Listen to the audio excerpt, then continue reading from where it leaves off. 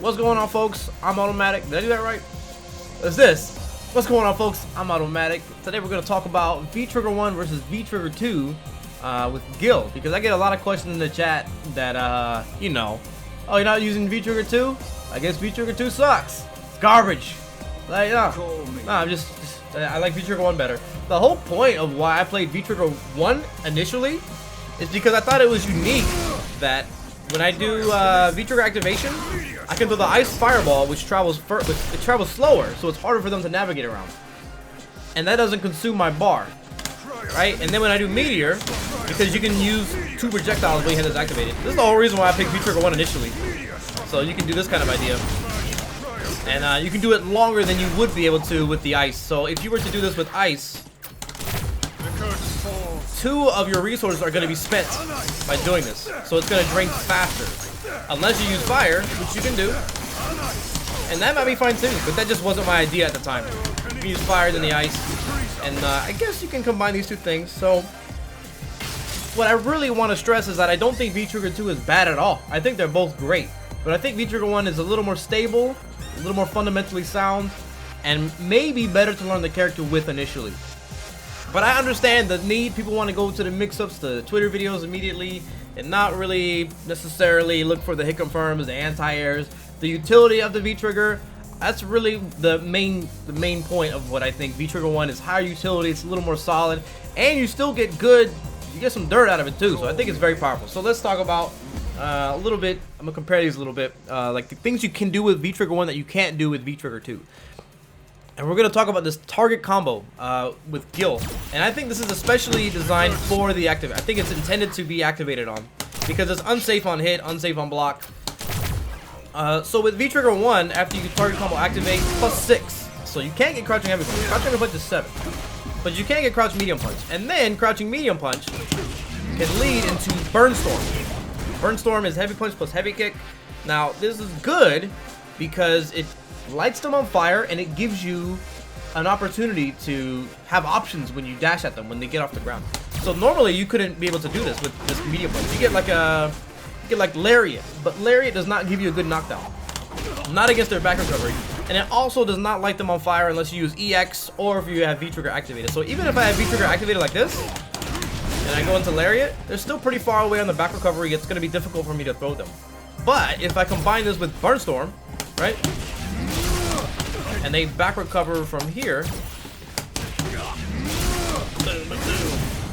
I'm much closer and I have more advantage. So that is a big plus because they're on fire.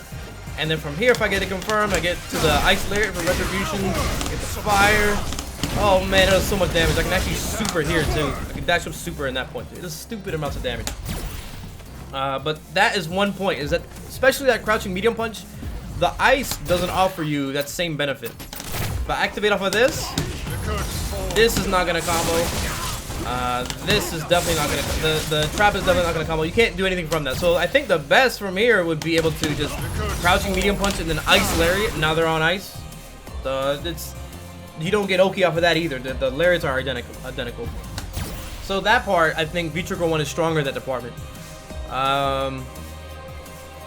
Yeah, activation. It's pretty much the same thing. So in general, I think it's easier to buff fire than it is ice. And then with VT1, that's going to further enhance that ability to get fire and ice. It really doesn't matter too much as long as you have an element on them. And maybe I'm underestimating a little bit the power difference between fire and ice. But I think as long as you have them in an element, you're going to be able to get good combos off of like Retribution Lariat especially.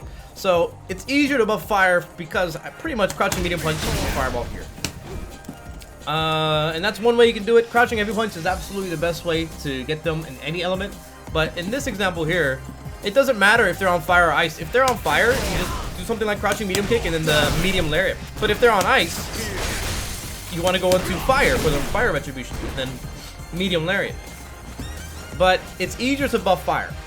So that's pretty much the whole gist of it. But it doesn't really matter. Like if you get crouching heavy punch, you can choose whatever you want to buff at the time. Now one difference would be is what normals you have access to while they're on fire and on ice. I think if they're frozen, forward heavy kick is okay.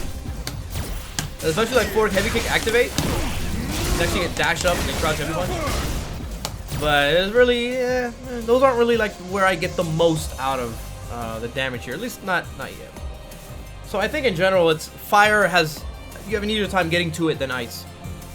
So using the fire V trigger, that's sort of a smaller point there.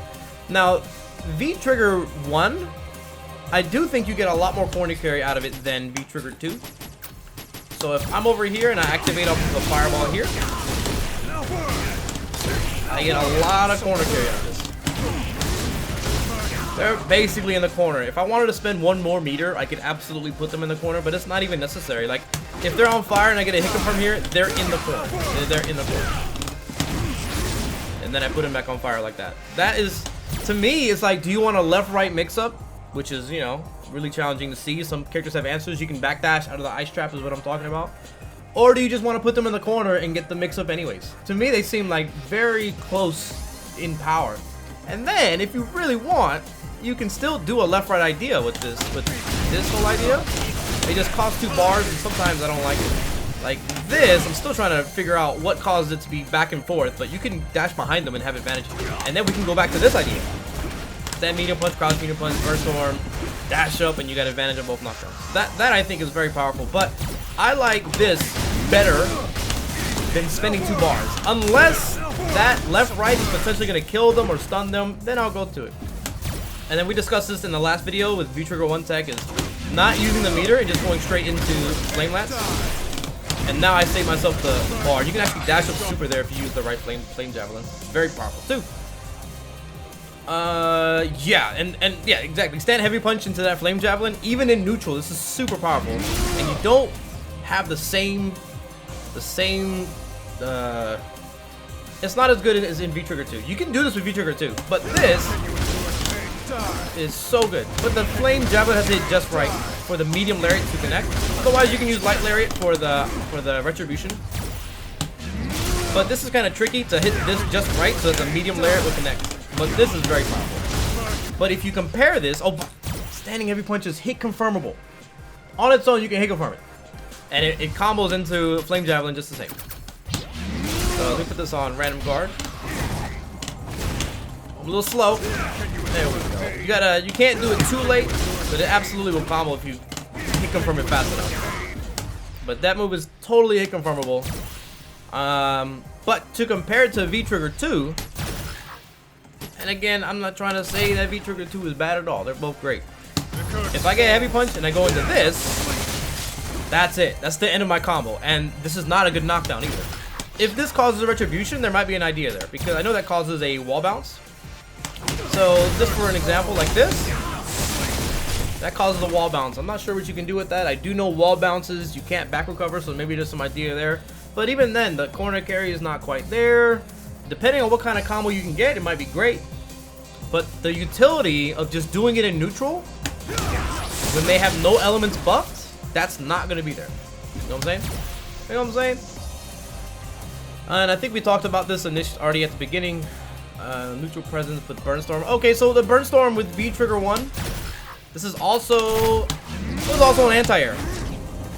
Maybe it's a better anti-air than crouching heavy punch. I should actually look at this real quick if I can in the Street Fighter V diff. I want to see how good of it is, because I understand it has like upper body invincibility. I don't know exactly when it kicks in, so this would be good to look at for Gill. So this should be V-Trigger 1 with heavy punch and heavy kick. Where is it? It's called Burnstorm. And it should be neutral heavy punch plus heavy kick. So I think it's this one. One of these. That's when you start it. This one maybe. Yeah, that's it. And I don't think this really shows you the upper body invincibility. Can't cross up. Can't cross up. This is a good anti-air attack. But this isn't quite showing me, you know, that property of it. So I'll just demonstrate it with Ryu.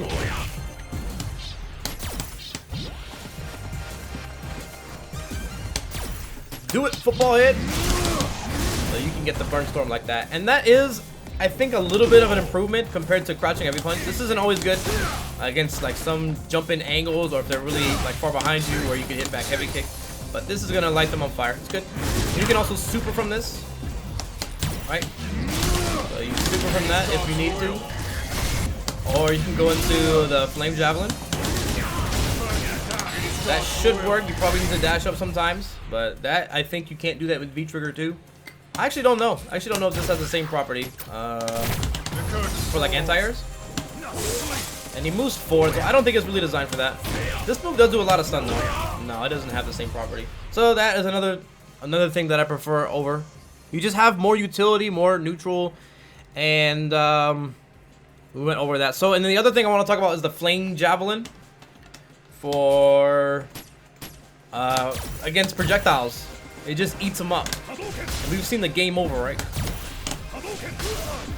That should be good enough. And let me get infinite meter. So this gets rid of fireballs with VT1. Let's go ahead and put this like that. There we go. This diffuses fireballs, but it's not really that strong for that reason. It's this part here. It destroys the fireball, and then you can throw your own fireball behind it. And it also tells them game over for some reason if you hit as a counter hit while they're throwing a fireball.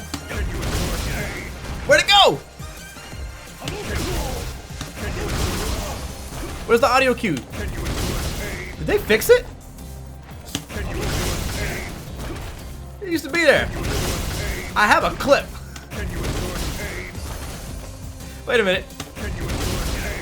No game over? Well, it does go through fireballs, and it goes through a lot of fireballs. Like if Gill is throwing lots of flashes with his V-Trigger, it'll erase all of them. And you can do that with V-Trigger too, but it's much slower, and you don't get the same ground bounce effect. So if you defuse the fireballs at a distance and it hits just right, you can get a lariat off of it. So it has to be like right around here, maybe a little bit closer. No blocking. Right about here. If the second hit of the fireball hits late, you can get a lariat off of it. Almost. There we go. You can't do that with V-Trigger 2. How many hits does it take? I think it's infinite. I think it totally just diffuses any durability. I don't know about his Shiku Hadoken. I don't know about Super though. But yeah, that's really it. One thing I want to point out with V-Trigger 2 though is that with forward heavy kick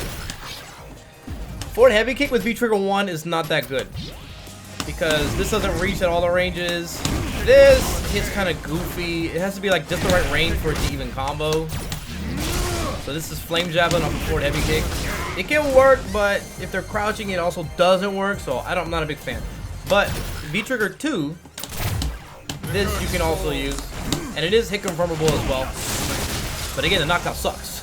Knockdown is not very good. So it's gonna freeze or stun, and maybe again I might be underestimating how good that is. But this is better than V-Trigger 1 in this aspect. And I think that's about it. I wanna find that clip, man. Where's my? It's supposed to say game over. Hold on. I know there's like recent clips. Anyways, that'll be it. That's it for now. I hope you learned something. I'm AutoMattock.